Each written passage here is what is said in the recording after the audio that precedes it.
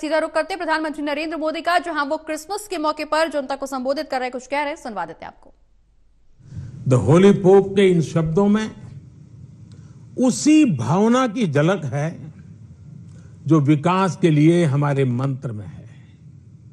हमारा मंत्र है सबका साथ, सबका विश्वास, सबका विकास, सबका प्रयास। सरकार के तौर पर हम ये सुनिश्चित कर रहे हैं कि विकास का फायदा हर किसी तक पहुंचे और कोई इससे अछूता न रहे। ईसाई समुदाय के कई लोगों तक, विशेषकर गरीबों और वंचितों तक भी आज देश में हो रहे विकास का लाभ पहुंच रहा है। मुझे याद है जब हमने फिशरीज के लिए अलग मंत्रालय का गठन किया तो ईसाई समुदाय के बहुत सारे मछुआरे भाई बहन हमारे इस कदम की सार्वजनिक रूप से सराहना करे, मेरा भी सम्मान किया, मुझे बहुत अभिनंदन किया।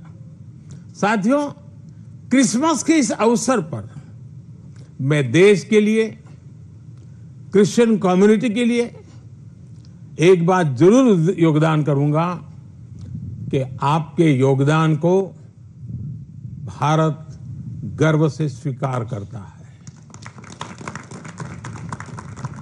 ईसाई समुदाय ने फ्रीडम मूवमेंट में महत्वपूर्ण भूमिका निभाई है। फ्रीडम स्ट्रगल में क्रिश्चियन कम्युनिटी के कई थिंकर्स और लीडर शामिल थे। गांधी जी ने स्वयं बताया था कि नॉन कोऑपरेशन मूवमेंट की परिकल्पना सेंट स्टीफेंस कॉलेज के प्रिंसिपल सुशील कुमार रुद्र की छत्रछाया में रची गई थी। साथियों, ईसाई समुदाय ने समाज को दिशा देने में निरंतर महत्वपूर्ण भूमिका निभाई है। समाज सेवा में क्रिश्चियन कम्युनिटी बढ़ चढ़कर हिस्सा लेती है और आपकी कम्युनिटी गरीबों और वंचितों की सेवा के लिए हमेशा आगे रहती है। एजुकेशन और हेल्थ केयर जैसे महत्वपूर्ण क्षेत्र में आज भी पूरे भारत में ईसाई समुदाय के संस्थान बहुत बड़ा योगदान दे रहे हैं। फ्रेंड्स, 2047 तक विकसित भारत बनाने का जो लक्ष्य है, इस लक्ष्य के साथ हम अपनी विकास यात्रा को तेज गति से आगे बढ़ा रहे हैं, लगातार कोशिश कर रहे हैं। इस विकास यात्रा में हमारे सबसे महत्वपूर्ण साथी अगर कोई हैं तो वो हमारे युवा है। निरंतर विकास के लिए ये बहुत आवश्यक है कि हमारे युवा फिजिकली, मेंटली और इमोशनली फिट और हेल्दी रहे। इस उद्देश्य से चलाए जा रहे कई अभियान जैसे फिट इंडिया, मिलेट्स का उपयोग, न्यूट्रिशन पर फोकस, मेंटल हेल्थ के प्रति जागरूकता और ड्रग्स के खिलाफ अभियान जन आंदोलन बन चुके हैं।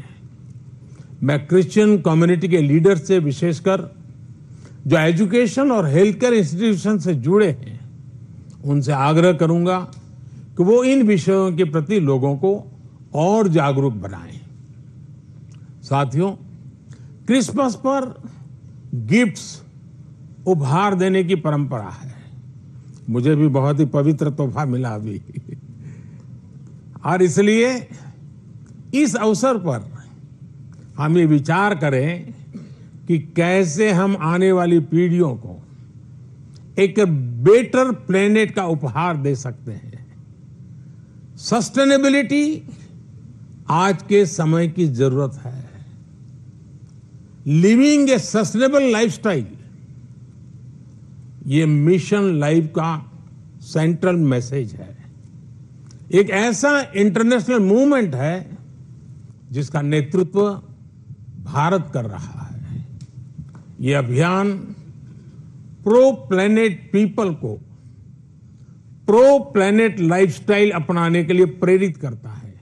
और भी संपत जी ने जो छोटी किताब में ग्रीन कलर लाने के लिए कहा है ना, उसका यही भी एक रास्ता है। और उदाहरण के लिए रीयूजिंग और रिसाइकलिंग, बायोडिग्रेडेबल मटेरियल्स का इस्तेमाल, मिलेट्स श्री अन्न को अपनाना, मिनिमल कार्बन फुटप्रिंट वाले उत्पादों को खरीदना, ऐसी कई चीजों को हम अपनी डेली लाइफ का हिस्सा बना सकते हैं और बड़ा बदलाव ला सकते हैं। और मैं मानता हूं क्रिश्चियन कम्युनिटी जो इतनी सोशली कॉन्शियस होती है, वो इस मिशन में प्रमुख भूमिका निभा सकती है, नेतृत्व कर सकती है। साथियों, एक विषय वोकल फॉर लोकल का भी है। जब हम स्थानीय उत्पादों को बढ़ावा देते हैं, जो हम भारत में बनी वस्तुओं के एम्बेसडर बनते हैं, तो ये भी तरह से देश सेवा ही है। वोकल फॉर लोकल के मंत्र की सफलता से देश के लाखों लाख छोटे उद्यमियों को उनका रोजगार जुड़ा है, स्वरोजगार जुड़ा है। और इसलिए मैं क्रिश्चियन कम्युनिटी के लोकल के लिए और वोकल बनने के लिए आप सबका मार्गदर्शन उनको मिलता रहे, ये मैं जरूर आग्रह करूंगा। साथियों, एक बार फिर हम कामना करते हैं कि फेस्टिव सीजन हमें एक राष्ट्र के रूप में और मजबूत करें, सभी देशवासियों को और करीब लाएं। ये त्योहार हमारी डाइवर्सिटी में हमें एकजुट रखने वाली बॉन्डिंग को मजबूत करें। आप सबको मेरी तरफ से फिर से बहुत बहुत शुभकामनाएं हैं। और आप सब समय निकाल करके आए और आप मुंबई से स्पेशली उस आयु में भी दौड़ करके आए। वैसे मुझे आप में से कईयों के निरंतर आशीर्वाद मिलते रहते हैं, मुलाकात, मार्गदर्शन मिलता रहता है, लेकिन आज सबको एक साथ मिलने का मौका मिला। मैं फिर एक बार आपका धन्यवाद करता हूं। मैं इन बच्चों का विशेष रूप से आभार व्यक्त करता हूं कि उन्होंने आज के हमारे इस पर्व को अपने स्वर से, अपनी भावनाओं से और मजबूत बनाया है। इन बच्चों को मेरा बहुत बहुत आशीर्वाद, धन्यवाद।